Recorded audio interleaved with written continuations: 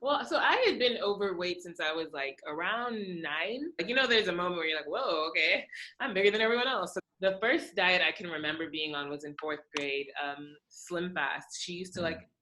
take the Slim Fast cans and like Yep. take the wrapper off. Once I got a car, it was fast food all day, every day. In college, of course, staying up late, going to Pizza Hut because they never closed, going to IHOP and stuff like that. And I got on the plane. It was Spirit Airlines, terrible. I got on the plane and my seatbelt was not even close to like, sometimes you can like suck it in and then like get it. Nope, there was no way that was gonna Mm. close. And so the lady, the flight attendant, instead of like trying to be discreet or trying to like whisper like, hey, you may need an extender, she was maybe a good 4 or 5 rows in front of me, and she was just like, excuse me, ma'am, that's not gonna close and we can't move the plane until your seatbelt is closed. Do you need an extender or what? And I was just like, oh my God. Like, if you can't say I can't do it unless you've tried, and then you know that you can't do it. And I don't think anyone who gives keto or low carb like a genuine chance will say that they're not able to do it, because especially now in 2020. And so I think anyone that says that, they're just being lazy, they don't want to try, they're not ready to give up that bread. It's not that you can't, it's just that you don't want to. So I don't really think there's anything that you miss so much, especially when it comes to like your health. If you're morbidly obese and you are, you have diabetes, or if you have any other health ailment that keto can fix, I don't see why you would want to hold on to bread so much instead of making yourself better. It's like, what purpose is bread really going to serve you? Is the sandwich really that important? It's like you have the option of changing your whole life, changing your health, making yourself better. Why would you hold on to bread? Yep. Especially when you know there are options out there.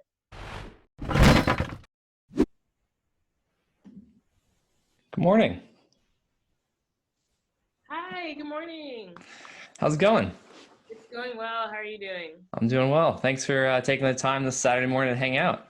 No problem. No problem at all. Before we move forward, I want to make sure I'm pronouncing your name correctly. Is that okay? Is Okay, it go is for it it. is it Damilola? Damilola.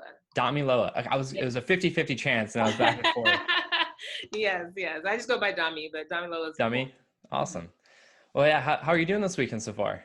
Not bad, not bad at all. It's raining in Houston. It's nasty, but make the best of it.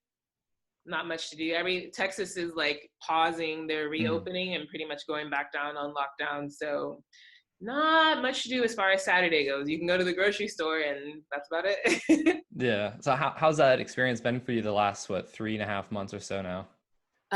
It's been okay. So I work in the financial sector, like for my full-time job.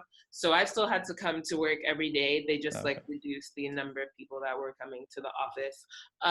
But it's been pretty normal for me, besides not being able to like get my nails done and like eyebrows and stuff.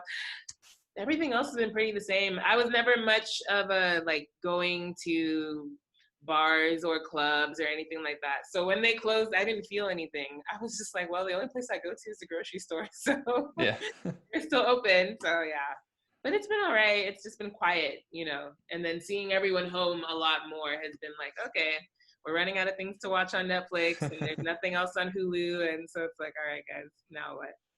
Yeah, for sure. Yeah, it seemed like the first month or so it went by so slow with the anticipation, and then now it's like crazy that it's been, at least in here here in North Carolina, it's been since mid-March since the stay-at-home Okay. order has kicked in, and it's gone by so fast. I think like it's like almost July, like what, a couple days away from July, and I'm like, man, where like what have we done?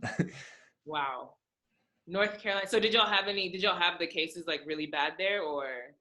It got like elevated in the area, but not as bad as other areas. So I think they did a pretty good job kind of assessing and setting some guidelines. And then they just announced that phase 3 is going to be going to the third week of July. It was supposed to start yesterday, and then they Oh, changed things kind of last minute with all the new happenings now. So there's some new state orders for mandated masks if you go out in public, which yeah. wasn't before. So a lot of things are changing, and I think they're doing what they can and just seeing how it goes. But it's just been interesting because I work from home, but my girlfriend, she's an athletic trainer at a high school.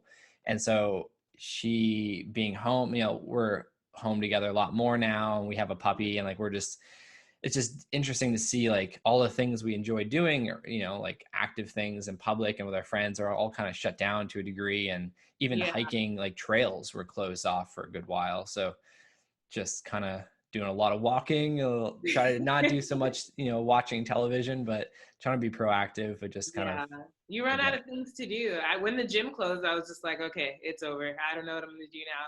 So it's just been a lot of like home workouts and trying to just figure out where to go from here. But then after like you hear the same songs over and over again, you pick up the same dumbbells, and it's just like, all right, I don't know how much longer this is gonna last. yeah, no, I feel that. Well, I appreciate you hopping on and getting to know each other a little bit today. And, like I said, I appreciate you taking the time. And it was interesting because I forget how I came across your page on Instagram, but I just, it was interesting to see, just kind of your journey. And that's what, my intention is with these conversations and my sharing in general is to inspire that perspective in other people to achieve things that they want. And I see you as a really good example of leading by example to inspire people to change, and I see it as empowering people to do so. And I really just want to learn more about you and your story and what makes you so passionate about this lifestyle as a low carb ketogenic lifestyle, and just kind of take us back to what was that moment, that that light bulb moment that was like, maybe I should try changing some things, because as we know, it's not like, change isn't easy for the majority of us or Yeah. any of us. So Yeah. what was that moment that really turned that light bulb on for you? Yeah. Well, so I had been overweight since I was like around 9, at least as long as I can remember. Like, there's a moment where you're like, whoa, okay, I'm bigger than everyone else. So that kind of sparked off for me when I was like 9, third or fourth grade-ish. And my mom was always trying to like put me on different diets. The first diet I can remember being on was in fourth grade, Slim Fast. She used to like take the Slim Fast cans and like Yep. take the wrapper off so people wouldn't be like, oh, you're on a diet. So I would just take these like silver cans to school, and people would always be like, why aren't you eating? And I'm just like, I don't know, my mom said I have to drink this, and now looking back, I'm like, oh my gosh, that was torture. But so I would always try that, and she would sign me up for personal training and sign me up for different things throughout like every phase of my life. And then eventually she was kind of just like, okay, well, I don't know what to do with this child. She wants all the cookies. She wants all the snacks. She wants everything. So whatever happens, happens. We love her regardless. So I kind of just maneuvered my way through high school. Once I got a car, it was fast food all day, every day. In college, of course, staying up late, going to Pizza Hut because they never closed, going to IHOP and stuff like that. And so it was around my dad's 50th birthday in 2015. He was taking all of our family and friends to Dominican Republic to just go celebrate his 50th birthday there. And I got on the plane. It was Spirit Airlines, terrible. I got on the plane and my seatbelt was not even close to like, sometimes you can like suck it in and then like get it. Nope, there was no way that was gonna close. And I was like, wow, I didn't realize I hadn't traveled in a long time before that. So I guess I just had blown up and just did not realize that, wow, you can't even fit in a standard plane seatbelt. And so the flight attendant, instead of like trying to be discreet or trying to like whisper like, hey, you may need an extender, she was maybe a good 4 or 5 rows in front of me, and she was just like, excuse me, ma'am, that's not gonna close and we can't move the plane until your seatbelt is closed. Do you need an extender or what? And I was just like, oh my God. She just said that out in front of the whole plane. Of course, everyone's like, like trying to turn around and see like, oh, who's the big girl that can't get her seatbelt to close? And so that kind of was like the moment that I was like, wow, okay, this is a different level of embarrassment, especially having her have to like walk to the front to go get the extender, and she's like, waving it as she comes back, and she's like, here you go. And then, she like yells to okay, she put it on, we can go now. I'm just like, what? This is the worst day of my life, And it was kind of just, the whole trip, that's literally was just replaying through my head. It was just like, oh my gosh. And of course, coming back, I didn't even want to have to go through that again. So as soon as I got on the plane, I was just like, I need an extender, just because I already knew what had happened. So that was kind of my light bulb moment. And I was just like, all right, let me figure out what I'm going to do. I did like juicing diets. think I did like 2 months of that. And then I found out about Whole30, which is kind of similar to keto, but you can eat a lot more. You can eat like bananas and apples and stuff like that, and no dairy. So I did a couple rounds of Whole30 as well. And I was kind of just like, okay, I'm getting tired of all this. I'm tired of these back to back to back rounds of Whole30. How many Whole30s can I do, you know? And then that's when I stumbled upon keto. But the plane incident was definitely the one that was like, oh, this can never happen to me again.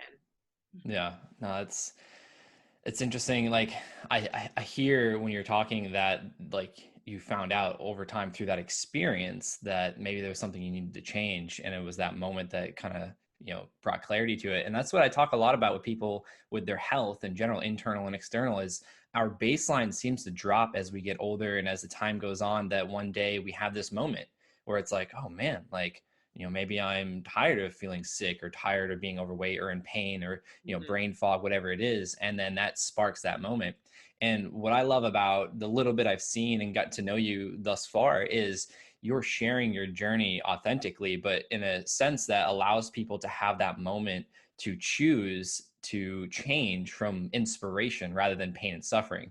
Because you and I believe we resonate. I don't know how much about my story you know, but it took a brain tumor to wake me up to changing my view on food and health being internal.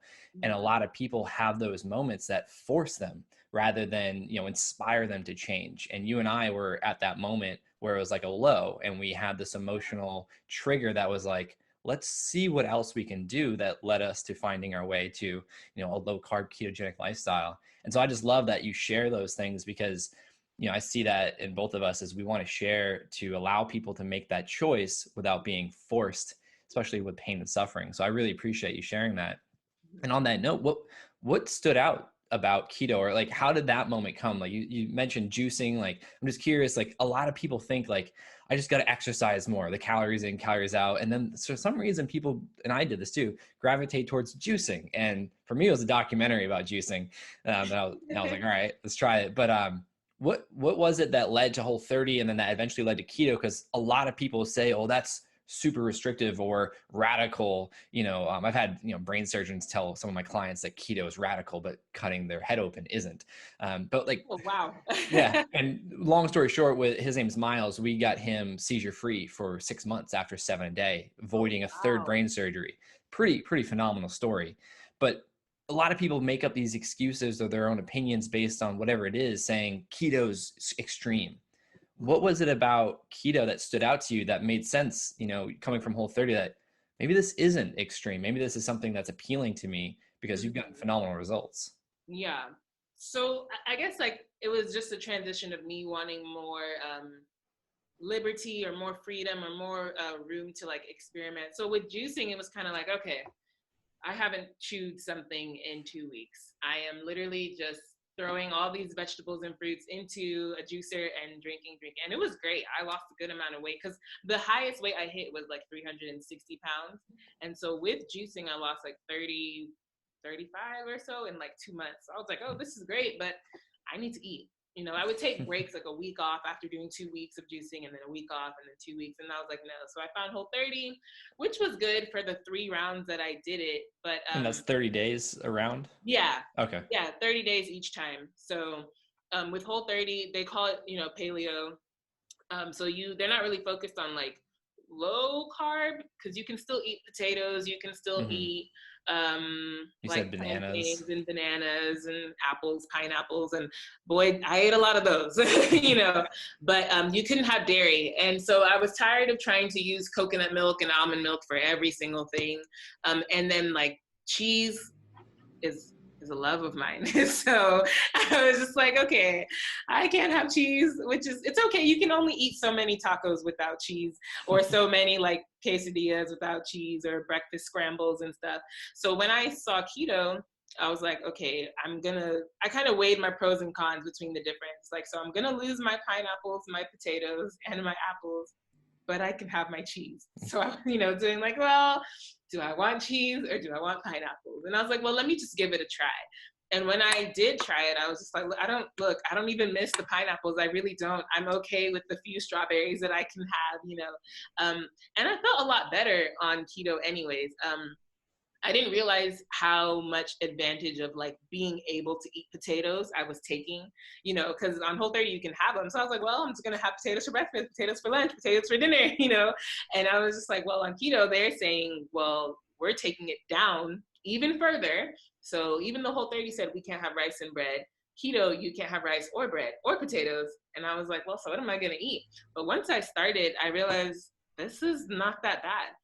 Not that bad at all. And then it kind of forces you to become creative with what you can eat, and forces you to be able to use different, products, use your almond flours, use your coconut flours, and create what it is that you want without feeling like you're suffering. And I didn't feel like I was suffering on keto. On Whole30, I did feel like I was on a diet. And when I would go out with friends and stuff, it was kind of just like, oh, I can't have that. Oh, sorry, does your salad have cheese in it? Oh, does that ranch? I can't have dairy, but with ketos, like I never really felt like, oh, everybody feels sorry for me, I'm on keto. No, I'd just be like, all right, give me the salad. Yeah, ranch is fine. In fact, bring another cup. It's okay. So I felt like more alive. I felt more awake. I didn't feel like I was in a box confined to asking if this has dairy. And first, I didn't realize how many things had dairy in it. And I do dairy free every now and then to give my gut a break, but I didn't like having to feel like, wow, sorry, I can only have vinaigrette today, So that's one of the things that made me make that switch over. That's awesome. Yeah, I find that for me, I've been following a low carb lifestyle. I wouldn't say technically keto in the beginning, but since 2013, when I read Dr. Perlmutter's book, Grain Brain, and I was learning a lot about blood sugar control, brain health and performance. And I'm coming from a second brain tumor diagnosis a year prior to that. So I was in a fearful state that was driving my inspiration to learn more about the science and what I could do to optimize my health. And once I started regulating my blood sugar, eating higher fat, lower carb, and then eventually getting into a specific ketogenic state, actually testing my blood, I just find that there's so much liberation and empowerment in myself to not live off of the cravings or have the midday crashes or to need the caffeine all the time or the sugar, riding this, blood sugar roller coaster, and being able to share that with people and then witness the different benefits in other people. But the similar one of, you mentioned earlier, like the liberation, like being like feeling free. Yeah. And to get success or results in your physical and internal health. I mean, that's everything to me. So you mentioned, like baking and things like that. Like I see your page, you're always posting, amazing recipe dishes and things like that. I know you do that on the side as well to help people with different meal plans or recipe books or things like that. Where did that start? How did that, come about? So in college, actually, my mom decided that she wasn't going to pay for my meal plan anymore. So I kind of had to force myself to learn how to cook. So I've always liked cooking for a while since I had to force myself to learn. I just wasn't making good food, in college. And so when I decided to switch over to keto, like, yeah, I'm on a weight loss journey, but the cravings are still there. Like I'm still gonna want my cakes and my tacos and my cookies and stuff like that. And so for me, it was like, well, instead of just, sitting in a corner and telling myself like, no, you're on keto, you're on keto, you're on keto, you can't do that. Let me just find a way to recreate it. And of course, the keto community is large, and thankfully people already had recipes up like, hey, substitute almond flour for regular flour, substitute this for that, and then slowly but surely more companies were starting to pop up and, okay, Chalk Zero has chocolate chips, so now you can make your chocolate chip cookies, or use pork rinds instead of breadcrumbs to make fried chicken, or use protein powder.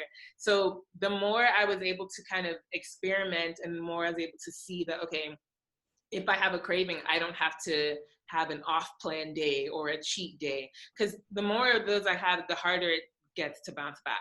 And then before you know it, you've been off plan for 1 month and you're right back to where you started. You feel sluggish when you wake up. You're like, oh my God, I don't even know what's happening. Your skin is breaking out. The mental clarity is nowhere to be found. All of those things have disappeared. So I was like, you know what? It's easier to just find a way to recreate it. There are times where I am craving like my favorite meals from, I think I posted like 2 weeks ago, from Cheesecake Factory. I really just wanted this like pizza chicken parmesan thing that they had. And I was like, ugh. I looked at the calories online, I looked at the carbs, and I was like, there's no way I can get back into ketosis after I eat this. There's no bouncing back, So I really took my time to figure out, okay, how exactly can I make this keto? Because the only thing about it that wasn't keto was the breadcrumbs for the chicken parmesan and the spaghetti they put on top. there's so many ways to, make that work and still fall within your ketogenic diet. And when I was able to do it, I think it came out to like 12 total carbs. And I was just like, okay, done deal. So for me, it's just a matter of realizing that I want to stay on plan, realizing that I don't want to only, well, one, the water weight is annoying. I hate that so much. It's like you go off plan, your scale goes up by 7 pounds. Of course, it'll go back down because it's water weight, but you don't want to work, an extra 3 or 4 days just to get back down to where you were. But then also, it's like for me, when I take breaks, my skin starts to break out. I feel super tired. Like I can eat something that has way too much sugar and literally go to sleep for 12 hours. Whereas on keto, if I eat a regular cookie that's made with like allulose or erythritol, I feel fine. I don't get that crash or that bog down. So for me, I was always actively avoiding feeling like that. And that's why I was like, all right, I'm going to have to get in the kitchen. I'm just going to have to recreate all my cravings. That's the only answer at this point, because going off every other weekend, it's not serving me anymore. No, I love that. And what comes to mind is that quote, discipline equals freedom. And you found a way to create that discipline, still have your, quote unquote cake and eat it, but in a different light, and just, you change your perspective on how you cook and how you look at food. So what do you have to say to people that are like, oh no, keto is so restrictive, or I can't do that. I couldn't ever get rid of, like, I hear this all the time. I can't live without bread. I'm like, I assure you, you can live without bread. But what do you say to people that, have these fears, these beliefs, wherever it may come from? I would say to just try. Like if you can't say I can't do it unless you've tried, and then you know that you can't do it. And I don't think anyone who gives keto or low carb like a genuine chance will say that they're not able to do it, because especially now in 2020, there are so many replacements for everything. It's like we wake up and a new company has come out with a new product, whether it's zero carb bread or zero carb chocolate chip cookies or this or that, and some of them, are just attaching keto to the name, everything. Sometimes you can look at the back and be like, okay, now this is not keto. Y'all just y'all just marketing to us. But there are companies that are genuine out there that are really, trying to help the community and trying to make it something that's feasible for us, And so I think anyone that says that, they're just being lazy, they don't want to try, they're not ready to give up that bread. It's not that you can't, it's just that you don't want to. But I've tried the zero carb bread from Aldi's or from Great Low Carb or from Sola. They have amazing bread, and when I eat it, I've given it to my parents. They're not keto at all. And they're like, oh, what's the problem? This is fine, So I don't really think there's anything that you miss so much, especially when it comes to like your health. If you're morbidly obese and you are, you have diabetes, or if you have any other health ailment that keto can fix, I don't see why you would want to hold on to bread so much instead of making yourself better. It's like, what purpose is bread really going to serve you? Is the sandwich really that important? It's like you have the option of changing your whole life, changing your health, making yourself better. Why would you hold on to bread? Yeah. Especially when there are options out there. And I do hear people, I have like challenge groups and coaching clients and stuff like that. So they'll refer back to me and they'll be like, this doesn't really taste like real bread. And I'm just like, okay, so do you want the bread or do you want the diabetes? Which one? Let's weigh it out. It doesn't taste like real bread. By the time you've done keto for 3 weeks, you won't even remember what real bread tastes like. Like if someone gives me zero carb bread or low carb bread, the first thought in my head is not like, oh, I can taste the sugar alcohol. No, I can't. Yeah, I think it's that's just about making the decision. Yeah, exactly. And I think something too, perspective and education come into play really hard there. And that's what, I see you doing a good job about, just leading by example, sharing your experiences, educating along the way. You mentioned you have clients you work with and help. And something that's really interesting about my perspective of like being really passionate about the science and educating myself more in depth on the mechanisms behind it.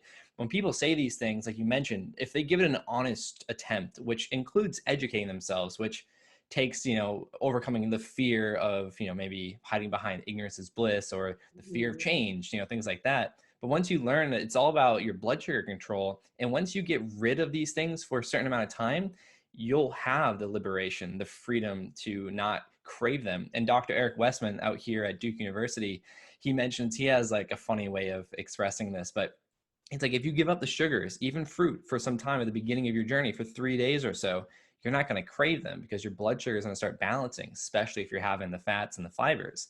And he has, like I said, a funny way of going about it. And people are like, hey, Dr. Westman, do you crave sugar? He's like, ask me if I eat fruit. Dr. Westman, do you eat fruit? He's like, no, I don't eat fruit. So therefore I don't crave fruit, or something like that. So he's like getting at, if you don't eat it, you won't crave it. It takes some time. But that's, I feel like, the piece that people miss, and especially the 2-3 week mark, if they're actually following a ketogenic approach correctly to their body, is they want to give up around that 2-3 week mark. But as we know, that's when the adaptations in the cells and the mitochondria actually start to do their magic, and people give up and they go back, and I'm just like, oh, you were so close. So that's what comes to mind. I appreciate you sharing those things, because that's what you're doing, is you're educating. And for people that are following and being inspired, they're also learning. And I think that that's a huge piece that people hide behind the fear. They don't know enough, and maybe it's challenging. And so when you start diving in, what was some of the first pieces you were learning about how to optimize your approach and your perspective to food and how it could serve you? You mentioned purpose and like serving on so many times. And I love that, because that's what I find is like what you and I were led to was a deeper purpose to change, rather than just maybe a vanity thing, or like, oh, because they're doing it, I'm gonna do it. But it was health in our lives. So what were the first things that you were starting to learn that were kind of clicking for you, that made sense for you to participate in this new way of living? Yeah, so I did a lot of research before jumping into keto, obviously, because like I said, I was on Whole30 before, and when I was reading about keto, it scared me, no lie. When they were like, oh, fat is the key. And I was like, I'm 300 pounds. What do you mean fat is the key? I'm running away from that, And so, I had to read about what exactly is happening in your system when your body makes that. It's like you make the decision to do keto, then your body makes the decision to use fat as fuel. So it's like, once my body is making that decision to use fat as fuel, where am I going from here? So, for me, it was kind of like, well, it makes sense. I was scared. My mom was scared. When she was seeing my meals for the first, she was like, look, 7 days is all you can do this for. You need to step on that scale in 7 days. If it's gone up, you need to go get your blood work done. You need to, because they would see me eating bacon and eggs and adding butter to something, adding mayonnaise, adding olive oil. And my mom and dad were just like, you've already done so well. You've already lost 50 pounds. Why are you eating bacon? Why are you adding oil to this? And they saw me doing the bulletproof coffee when I first started. I don't do it anymore, but when I first started, so they were nervous. I was too, because I was just like, every day I'd wake up like, I hope I'm not about to go into like a diabetic coma with all this fat, And in 7 days, I stepped on the scale and I was just like, whoa, Mom, I think this thing is working. And she was like, how? This doesn't make any sense, And she's a pharmacist. She got her PhD in pharmacology, and so she actually started doing more research than I did, because she was just like, I have not heard, like, we've heard of Atkins before, but that kind of had like different. a big rise and then it fell off. And then she was like, what's the difference between this and Atkins? I don't get it. And I was like, well, you do your research and you refer back to me when because I'm going to keep doing this until somebody says stop, But I did just like the benefits that I was getting. And I saw that keto helps with so much more than just weight loss. When I was doing research, they were saying, oh, it helps children with seizures. It helps different people that are, there was one lady, she like reversed her cancer diagnosis with it, and I was just like, if it can help on so many things, clearly it's not just like a weight loss tool. Clearly it's something that our bodies are yearning for. Our bodies don't want us to intake all these fake sugars or, excess carbs, things like that. Our body clearly doesn't want it. So if my body is responding positively to it, why would I stop? Why would I, be scared of, the coconut oil, or be scared of MCT oil, or be scared of butter, And when I first started, I was super clean. The cleanest keto out there. That's what I was, because I was like, I'm not going to do this wrong. And luckily, when I started in 2017 is when I started keto. So when I started, there weren't that many companies, as much as there is now. It didn't exist like that. So it was like, if you really wanted to remake something, you had to try your hardest to get it done. It's like I was in the kitchen all the time. Like my chocolate that I had to make, I was literally melting down dark chocolate and adding stevia drops to it and mixing it myself. And now it's like you click 2-day shipping, chalk zeros at your door. So it was the cleanest way I could get it. my keto journey really started out with just meats, vegetables, and healthy fats. And even when I tell people, like, how do you start keto? Those are the three things I always tell them: meat, vegetables, healthy fats. I don't jump straight into the keto treats or the keto sweets or the Quest bars and everything, because it's keto, yeah, but there's a lot of ingredients on there that you're kind of like, I don't even know how to pronounce this, you know?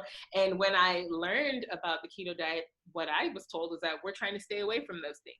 You want to be as clean as possible. You want to be as whole foods as possible. And then especially coming off of Whole30, where everything we're eating was whole foods, I didn't want to now just jump in and start eating, you know, fat bombs and all these other things that I don't know what was, like, what it was comprised of. So when I did start, I tried to keep it as clean as possible. And then as I got closer to, you know, my goal weight, or as I got closer to just accepting that, okay, this low carb tortilla is not gonna kill me. Or, okay, if I have this Lily's chocolate bar, it's not the end of the world. Then I kind of, you know, eased up a little bit. But I know I felt my best in the beginning when it was literally just like steak, green beans, cooked in coconut oil, and some seasoning, moving on. Yeah, for sure. And it seems like Whole30 gave you a good foundation to work off of, because when people think of like, oh, that food's keto or this product is keto, and they're not looking at even the oils, which can cause insulin resistance in the cells, they don't understand like rancid processed oils could be just as bad as processed carbohydrates and sugars. So that's where I started too. You know, thankfully I had Dr. Perlmutter as like the first person that kind of got through me into, there wasn't many products back out in 2013. So I was looking at, you know, low carb eating, like whole foods, raising my healthy fats, you know, avoiding the canola oils and all that stuff. And that laid a good foundation for me with a different perspective. You know, you mentioned, you know, your perspective was, you know, avoiding diabetes and, you know, removing weight. Mine was more internal, of like brain health. And that's why I find there's so many different avenues that lead us here. But when it comes down to, it's the mitochondria, the metabolic response that food has, and it can work in so many different favors because of that. And so I think that's an amazing piece, is to look at whole foods first. And yeah, there's amazing brands like Nush Cakes and Heka and Chalk Zero. Those are amazing brands that are ethical and with their metabolic integrity. And thanks to ketogenic.com's ketogenic certification process, we're being more transparent with foods, not just by a list of macronutrients, but by the ingredients response, and then the metabolic response to multiple people in the lab of all kinds of, you know, body composition, age, metabolic health, gender, things like that. So there's never been a better time to implement a ketogenic diet and to, you know, get rid of the excuses, because of all the resources that are available now and the tools. You know, we can test our blood at home. We can even test our A1C at home. And those are empowering biomarkers that no other diet has, that we can check for blood ketones, you know? So that's something I love sharing, is like the ketogenic diet is a diet that anyone can follow in different manners, that the ultimate goal is ketosis, which you can measure in your blood. No other diet has a biomarker. And I think that's something really profound to talk about. Yes, I'm a big fan of the blood ketone meter, especially just knowing how different things affect you as well. Because yeah, you test to see if you're in ketosis, you get the 0.5 and you're like, yay, I'm okay. But sometimes it's like, I'm not even looking for the ketones. I'm just looking to see if I had a huge spike in, you know, my blood sugar. Yep. If someone is marketing a product to me and saying, oh, keto friendly, keto this, keto that, and I have a fasting blood glucose of 72, and then I eat your product and I'm at 170, we need to talk. Yeah, there's a problem there. There's something wrong. There's something you're not telling me in this product, you know? And so, you know, it's good to be able to have things like that, because it's keeping you accountable as well. It's keeping you aware of what your body is responding in the different things that you're eating, because some things will say 0 carb or low carb or only 1 net carb, you know, and you'll test afterwards and it's like, well, I'm actually not in ketosis anymore, and my blood sugar has gone up by 100. Yeah. So do I need to email? You know, according to the nutrition facts. So you know, I do like that. I've been using my Keto Mojo for about 6 months now. I also have the keto, what's the other, Keto Coach? Keto Coach, I have that one as well. I haven't used it because they're the same thing, I think. It's just in its box. But, you know, I do like that you're able to kind of wake up and make sure you're keeping yourself on track. Make sure that you're doing what you want and your body's responding the way that you believe it should be responding. I know some people get caught up on like wanting to have the highest number of ketones, and I've never been one to drink ketones. I haven't done enough research to see the benefit in it. I mean, I know they're the prove it pushers that, you know, swear by it. 60-day reboot, I lost 100 pounds. Okay, great, you know. But I have not done enough research, so I just kind of stay away from that. But I do know that when I implement clean keto eating and fasting, I'm getting the same numbers as some of the people who are drinking ketones. And I'm like, look, guys, you don't have to mix this powder and shake it up and take your Instagram picture just to get this number. I just did a OMAD fast and, you know, ate a good steak with some coconut oil, and I'm hitting a 2.9, yep. You know, so, but I do love that we're able to test that. Yeah, no, I love that you said all that, because I think that's something that's really important along the journey of educating yourself with this lifestyle, this metabolic response, is what works in the beginning or what doesn't work in the beginning could work later on, but it's about metabolic flexibility and rejuvenating your mitochondria to balance out blood sugar. So it could be this, you know, this keto treat maybe at the beginning because you were metabolically damaged to a degree, your body didn't respond. But then as you learn, it's not always just about eating high fat, trying to get all this fat, especially if your goal is to remove body fat. And it's not about chasing ketone numbers, because we know when we adapt, our tissues actually soak up more ketones in the blood. So you may not get a high reading. But if your glucose is stabilized, it's, you know, not shooting up 100 points after a keto meal or treat, then we know we're in good shape. And then moving forward, you know, it gives us some more room to play with. Because just like a map, if we don't know where we are on that map, but we have an idea where we want to go, we're not going to be able to get there, maybe out of luck. But the more data we have, the more, you know, baseline we have where we're starting from, it'll allow us to play with things, see what works, see what doesn't, or see what doesn't work now, but could work later on. Yeah. But if you're not testing your blood, you don't know. And then when people say, oh yeah, I've done keto, I always ask, how do you know you've done keto? Oh, I just ate a bunch of fat. I was like, a little bit more to that, but yes, like not sure about that. But as far as exogenous ketones, yeah, like that was something that I was resistant to for, I'd say, a year and a half after I'd already been like testing my blood for ketones and educating myself more, because I saw the promotion of it was so incorrect, of like promoting exogenous ketones meaning you're burning fat, and that's completely false. And there's so much evidence to show that that's not the case. You're drinking a supplement to create that state exogenously. So I become really passionate about the lifestyle aspect of following a low-carb ketogenic diet. You mentioned fasting, exercise, and using exogenous ketones depending on where you're coming from. So like my buddy Miles and myself, you know, having TBIs, and then he had, you know, epileptic brain seizures. Using exogenous ketones can be an amazing tool because it's fueling the brain rapidly. And with a ketogenic diet, you're getting the best of both worlds. And because of the adaptation, you're able to increase those numbers. So there's those things as far as tools, but then there's so much misinformation out there. And maybe people have good intentions, you know, they feel good, which we know exogenous ketones or ketones endogenously produced in your liver are going to provide brain fuel. That's going to help with so many things. But I think it's just a lack of understanding, especially the people that are promoting on the masses these things, that deters people from it. And then that also deters people from the ketogenic diet in general, because they're like, oh, it can't be that easy, I'm going to be burning fat instantly. No, it doesn't work that way. You're putting the fuel source in your blood that your liver would actually be producing. So I love that you touched upon that.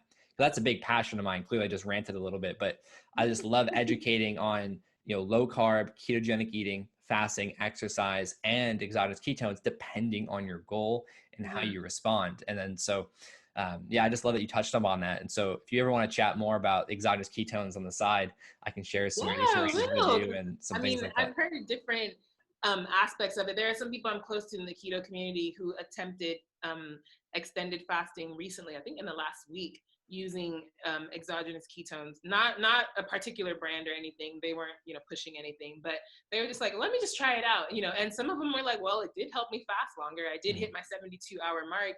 And so there's part of me that's like, okay, well, maybe this thing isn't as bad as people. I guess it's the approach. I guess when you get on and you see 70 different people doing the same exact packet, and, you know, it's like, okay, here we go. It's like, there's a lot of context that's missed in those conversations. And usually it's because they're not aware of the mechanisms that creates some of these results. Like people saying that like, oh, ketones and fasting, work so well is because, the ghrelin suppression and the fuel to the brain, which balances blood sugar, which reduces the craving. So it's not ketones were burning the fat, is you were actually feeling more satiated and energized. So you ate less. And that is what helped you burn fat, not the ketones. And so there's just so many elements that, like, I love diving into context, because that's usually the gray area that people miss of why this person's right or this person's right. And maybe they're both wrong, but they're on both different sides. So it's just a lot of context. Yeah, yeah, definitely. I'm all for like getting into things more and more. Because at first, if someone would have told me like, oh, don't eat for 12 hours, I'd be like, why? Yeah. Why would I do that? They told me breakfast is the most important meal of the day, and that lie, So it's like, and then here I am. I was able to complete the longest water fast I've done is 8 days. And oh, wow. I shocked myself too. I didn't think I could go. Of course, by day 8, I was seeing stars and I was like, time to cut this off. I know my goal was 10 days, but I'm waking up, I'm hearing and talking to people that are not in my room. So had you done extended fasting before that? Had I what? Done extended fasting before going after that? So I've done like 48 hours, 72 hours, 5 days. So I would try and I always do one extended fast a month, usually 2 to 3 days at the end of the month. So I'll do a 48 or a 72. And, that would be it. The longest I had done before my 8 days was 5 days. And I was like 3 months prior. And a friend kind of just challenged me like, hey, sis, let's go for 10 days. And I was like, okay. So, building up into the week, I, ate as clean as possible.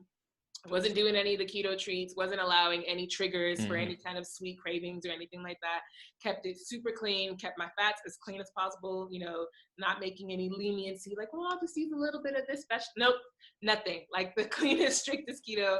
And as soon as I jumped into that extended fast, I was good to go.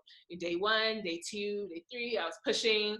Then by like 6, I was like, okay, all right now, because it's like you wake up and you don't feel like you haven't eaten in 5 days. But then by the time the day is winding down, you remember, oh no, girl, you haven't eaten in 5 days. So it's like, let me go to my room, let me watch some Netflix, let me go to sleep. I wake up, it's day 7, I'm good to go, I'm smiling, I'm talking.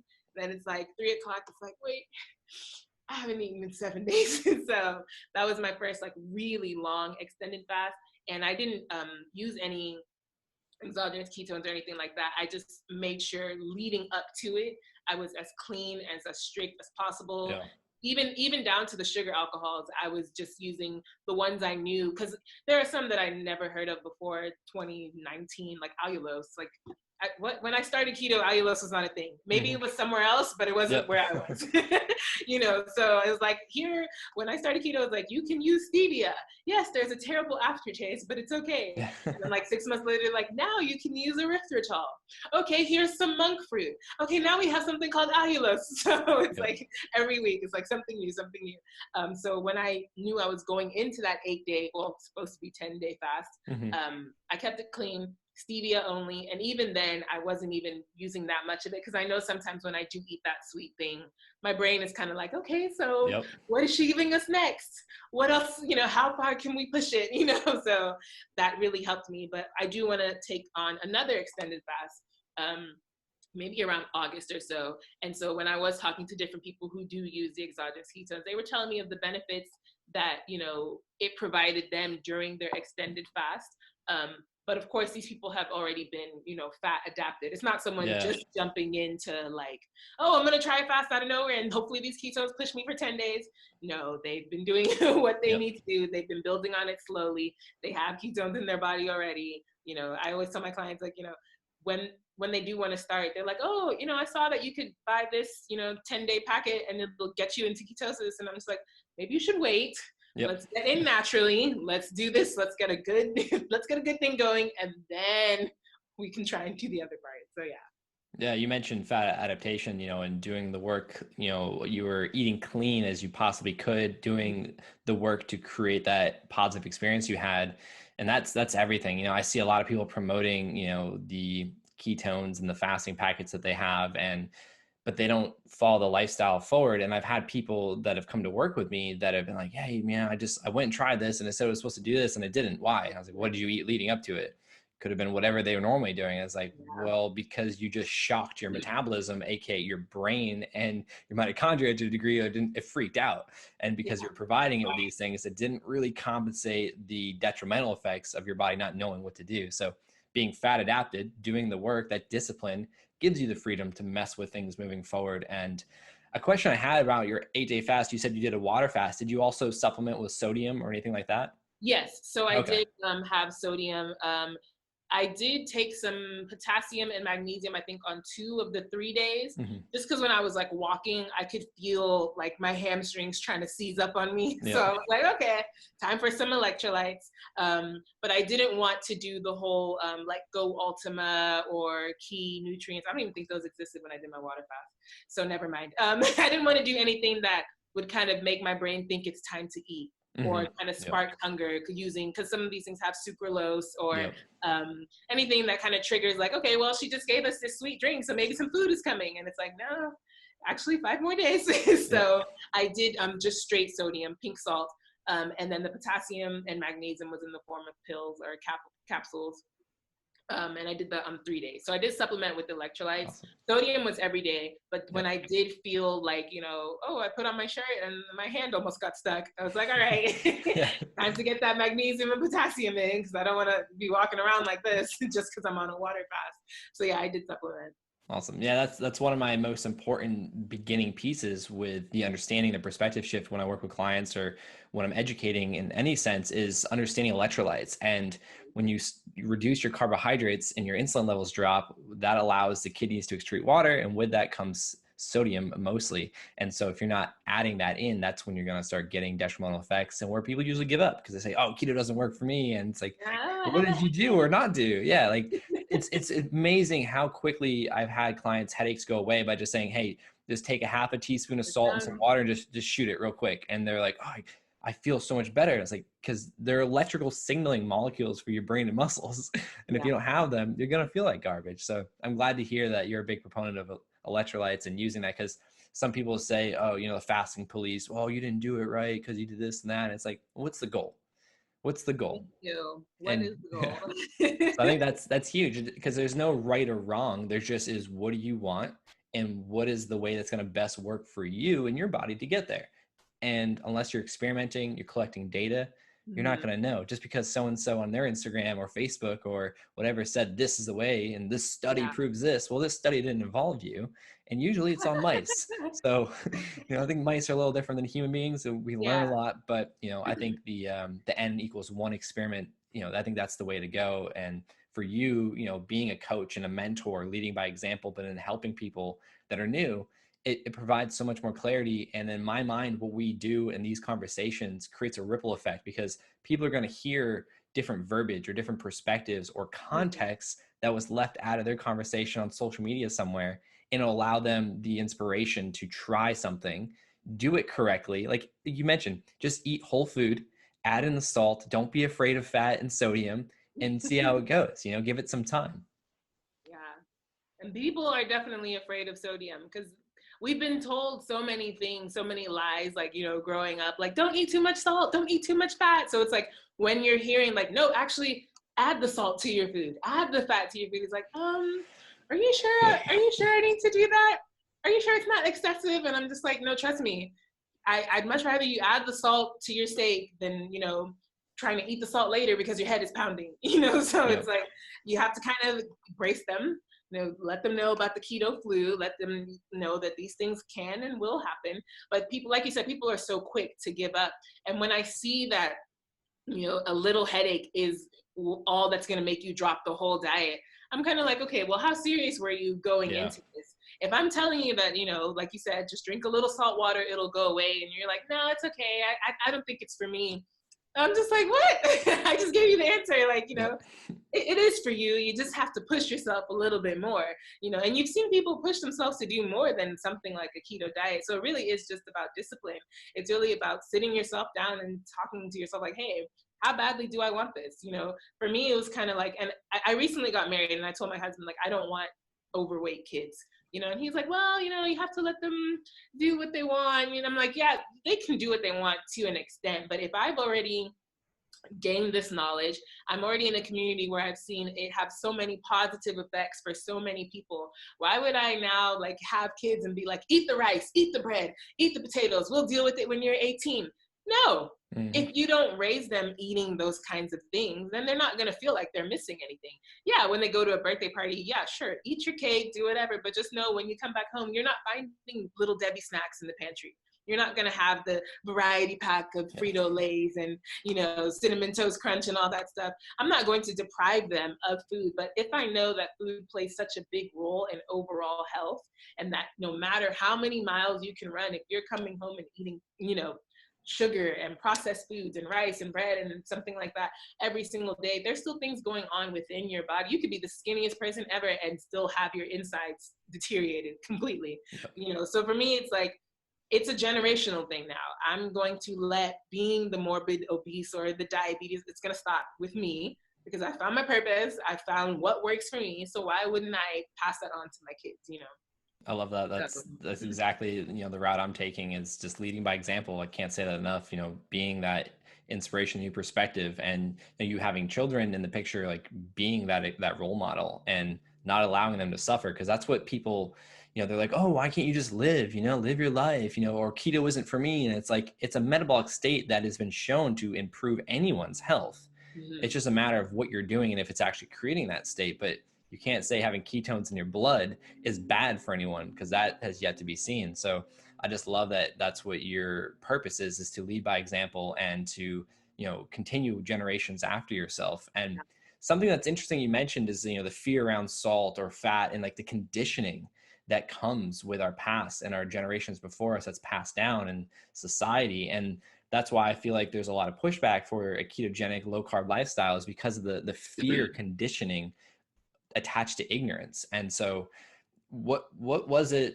that like, how do you explain that to people? Like, hey, like you have to change the way you think, because I find that people will try something for 10 days, 100 days, whatever it is. But if they haven't changed their internal perspective and their belief structure around something, they may be open to trying something, but then they resort back to old ways. So I guess two questions, like what has changed for you in that perspective? And then what do you share with other people to, allow them to have that sense of, I guess, empowerment moving forward with their health and their life? Well, for me personally, like I said, the proof was in the pudding. It was like, I told you my parents gave me that 7-day window of like, hey, we're not comfortable with you, eating this amount of fat. We're not comfortable with this amount of sodium and, we don't think you need to be doing this. And I was kind of falling for it a little bit, but they said, hey, 7 days. Let's see how you feel in 7 days. Luckily for me, I felt great. I had done my research enough to the point where I wasn't getting the keto flu or anything like that. I was supplementing with electrolytes. I felt all the benefits within the 7 days that I needed to feel to know that this was what I was going to do, including weight loss, of course. So it did take, for me, it was more so research. That's kind of what helped me change my thinking, because I told you I didn't just jump into keto immediately. I did a lot of research because it was scary. It was scary when I used like a macro calculator and it was like, okay, you're going to be eating 140 grams of fat a day. And I was like, I'm going to do what? Yep. And so when I was looking at examples of meals, I was just like, this cannot be something that I eat. I cannot do this, but then I realized how quickly I was getting full and then how quickly I was staying full, as opposed to Whole30 that I had just come off of. When I ate my breakfast and I had my eggs and potatoes, I was ready for lunch in 3 hours.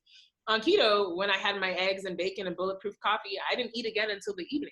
So I was like, whatever they're telling me on this screen, it's working. I know it's not what I'm used to. I know they say breakfast is so important, or you need to eat 5 times a day, just little small meals, or don't have too much fat, or make sure you buy everything that says low fat, which now I know, of course, is the devil, because low fat means they're just throwing all the sugar in there to make up for the flavor.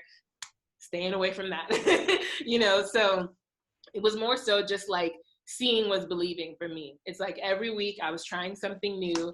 And if what I'm doing and if what I'm feeling is not going against what they're saying, then they're not lying. You know, I know there are a lot of people who are like, how do you do that? That's crazy. Oh my gosh. And I'm just like, try it for yourself. It's just a matter of trying. It's a matter of taking a leap of faith, jumping off and just seeing what happens. There are probably some people who keto genuinely isn't for them. I'm just not one of those people. And I haven't come across too many people that can say like, oh, well, I felt horrible. I actually gained weight and it was just the worst time of my life. No. If that was your experience, maybe you were doing something wrong. Or maybe you jumped into it the wrong way. Maybe you jumped into it seeing all the keto treats and keto supplements that you could have, and you thought you were doing keto. And that's not exactly, it's not exactly the goal that we're going for. Because it's not only just like a weight loss change. You want to feel good on the inside. If you're losing weight, but you're still feeling groggy and you're still feeling sluggish and tired, then maybe your processed foods is too much. Maybe you need to scale back down. Maybe you need to go back to the basics and research and see why they're telling us to eliminate these things. Yeah, you know, some people don't take it as serious, like not using canola oil or not using vegetable oil. And everyone says, oh, there's a million ways to do keto. That's true. I'm not going to knock anybody on that, especially for the people who are starting off at super high, you know, morbidly obese rates and they're, you know, coming down. But as you're fine tuning your process, as you're seeing the different benefits that can happen in your body, the end goal is you want to feel better. Even if you don't lose 150 pounds, if you feel like you've lost 150 pounds, you wake up, you have that mental clarity, you're not hungry all the time, you're in a better mood, your skin is clear.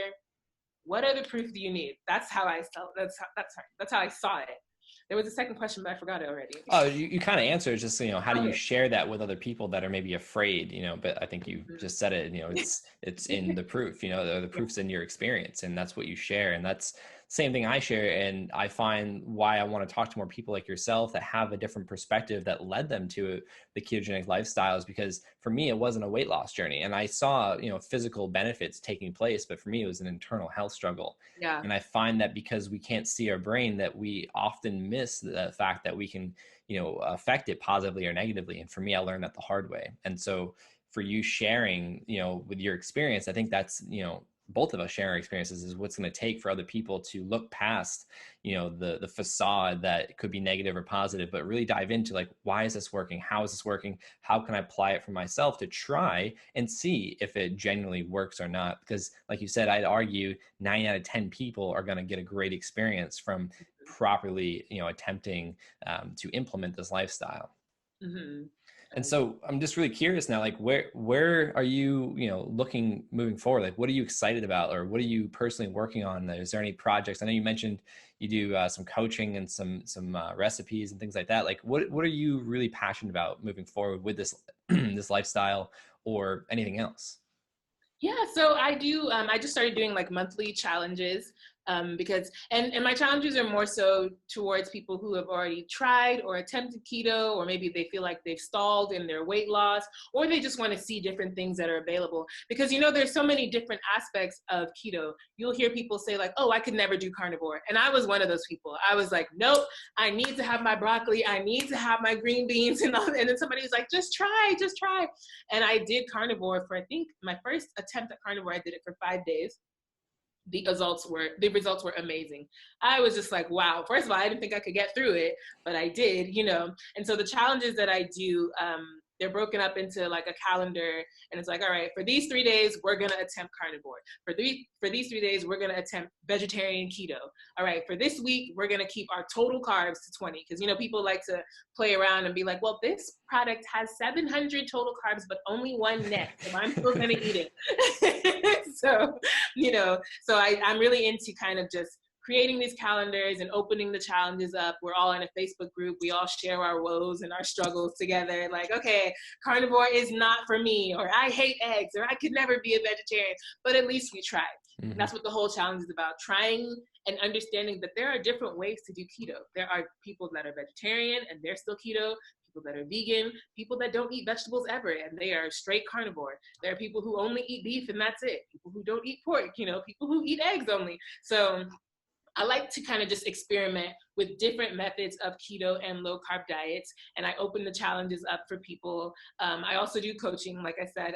That's one of my favorite things to do because that's more one-on-one. I get to talk to them, discuss with them. I just had someone like, can I call? I need to vent. And I'm like, that's fine. Vent, let's go. Let's talk about it. Because I find that a lot of the things they're venting about, I've been there in the last, 3 years on this keto journey.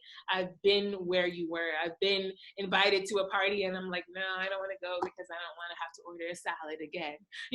So, that's kind of what I'm excited about. I'm excited about sharing my journey, whether it's in the form of coaching, whether it's in the form of these challenges that I've started doing. I also recently just got into working out at home. Pandemic, hello. So, I put out a workout challenge. So people are doing that with me as well. I'm just really I like people being on board because I find that when you have community, it makes it a lot easier. When you don't feel like you're doing this alone, it's kind of like, okay, I have a space I've joined this challenge. I have a space to come on Facebook and be like, I am tired of eating eggs. When are we moving to the next phase? And I can come in there and be like, relax, we're moving on Monday. So community is huge for me. I'm happy that when I started my keto page, well, actually, I started as a low carb page, hence my name, Damilola Apata. When I started my low carb page, it was just so I could keep myself accountable because on my personal Facebook, everybody was like, we're tired of you posting these meals. And I was like, you know what? You're right. Let me just post on a separate page. And then, my audience grew. People were actually interested in what I was cooking and what I was eating and my journey and my weight loss. I remember when I was documenting my 8-day fast, people were every day, are you alive? I'm like, yes, I'm alive, but ask me at night because that's when everything starts getting fuzzy, So that's really just what I'm into. I'm into sharing my journey. I'm into building community. I'm into people knowing that they are not alone. They are not the only ones struggling. I know sometimes influencers, we can kind of make it seem like it's so easy, especially on the weight loss journey, for those of for yourself and other people who do it for internal health, which is what everyone's doing, but who don't have the struggle of weight, it could be a little bit easier. But for us, if the scale's not moving, we could get discouraged. We could easily be like, keto's not working, on to the next thing. It's like, oh, I lost 3 pounds last week, but I only lost 1 pound this week. So clearly keto's a lie. And it's like, no, that's not the truth. So I like being able to share that. I like being able to look at other people's pages and see what they're doing, see new recipes.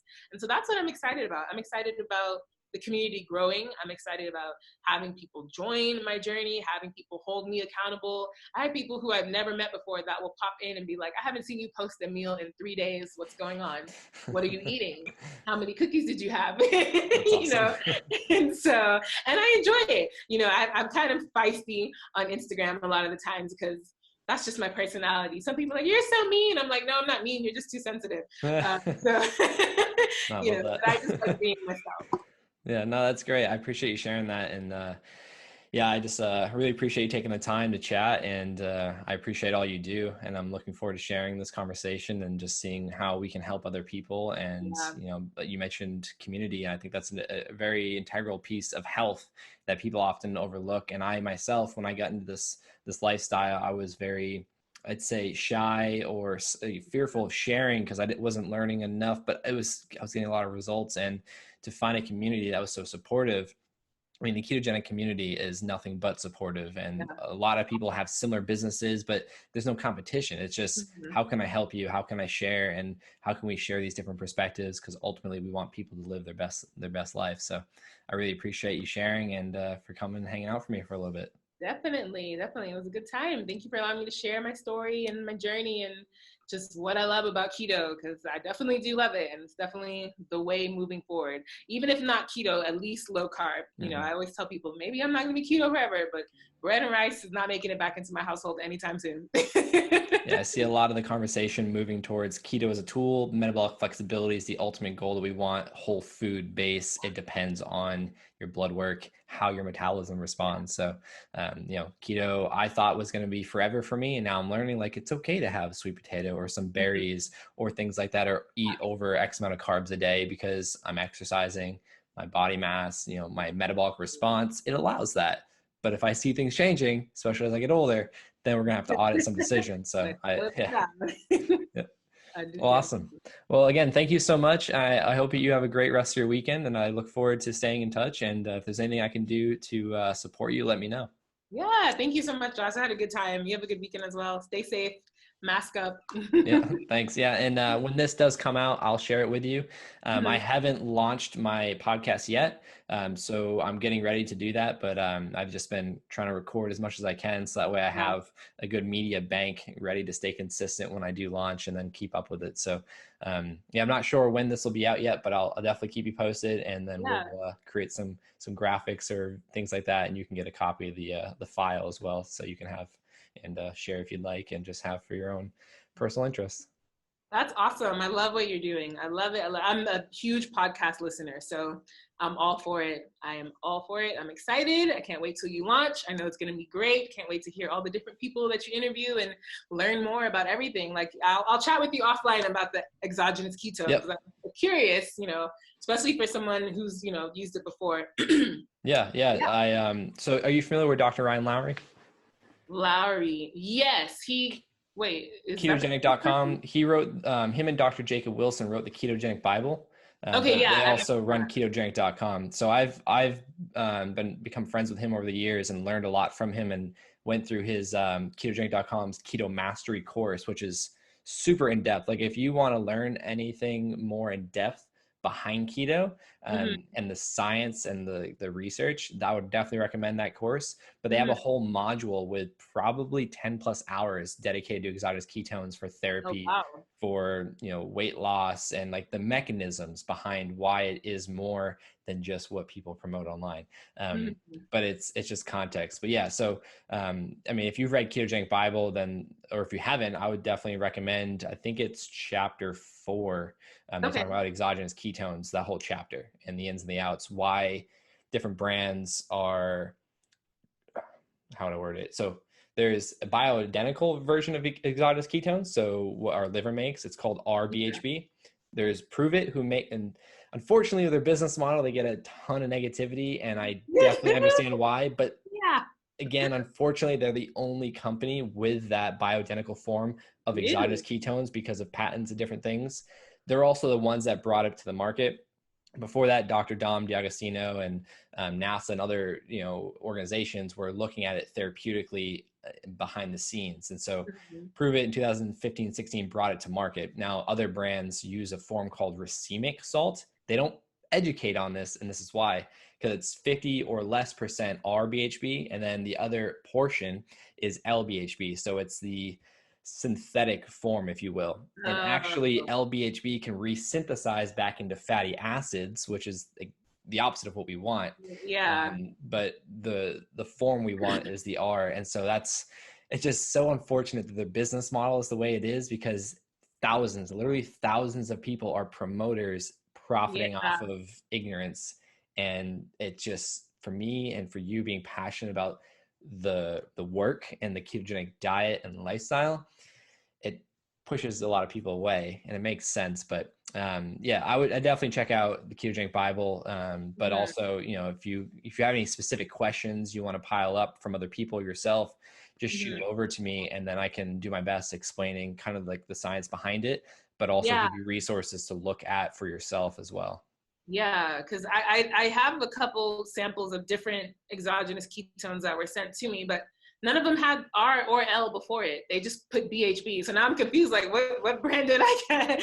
They didn't say RBHB or LBHB. It just said That's BHB. And I'm one of the most profound ways to tell if a brand is the bioidentical form or not. And there's the patent got lifted, I believe, I was told from Prove It, so other brands are able to. uh, But the reason Prove It is expensive as well is because if other brands were to start buying the R form, like the bioidentical form, and make that their entire product, the numbers would go up. So they'd have to charge much more. yeah. And so Prove It's model of being like a multi-level network marketing type model allows them to keep it even more reduced than it actually would be. Mhm. But that's the thing, like Prove It educates on it. So you have all the leading ketogenic researchers and doctors on their YouTube and on their stages educating, and they are very open about RBHB, and it's on their package. Other brands don't, for obvious business reasons, because once people start to learn, they'd question, well, what form is yours? And Yeah. then if they said, well, it's Exactly. it's called racemic, it's 50-50 or less than 50% bioidentical, then they'd be like, why am I buying yours? Then it's expensive salt, basically. So Yeah. the benefits people experience from other brands, exogenous ketones, is really just the salt and the sodium, like the electrolytes. It's like Yeah. you Just could just regular. go buy some salt and it'd be the same thing Exactly. almost.